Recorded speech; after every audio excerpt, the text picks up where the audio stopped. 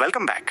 ఈ రోజు మనం ఆల్కహాల్ మన బాడీకి ఏం చేస్తుందో చూద్దాం. ఫాస్ట్ అండ్ ఫ్యూరియస్ స్టైల్లో ఆల్కహాల్ వర్సెస్ బాడీ. మనం ఒక డ్రింక్ తీసుకోగానే ఏం జరుగుతుంది? Speed run. తాగిన వెంటనే ఆ ఆల్కహాల్ మన బ్లడ్ లో జెట్ స్పీడ్ తో దూకుతుంది. ఎక్కడికి? మెదడు, లివర్, కిడ్నీ, అన్ని చోట్లకు. Liver war. మన లివర్ కి ఇది పెద్ద పరీక్ష. ఆల్కహాల్ ను విడగొట్టాలి కదా, కానీ అప్పుడు ఎసిటాల్డిహైడ్ అనే ఓ విష పదార్థం తయారవుతుంది. ఇది మన బాడీకి అస్సలు మంచిది కాదు. Mind block. ఆల్కహాల్ మన మెదడును స్లో చేస్తుంది. అందుకే తడబడతాం. ఏం మాట్లాడుతున్నామో అర్థం కాదు.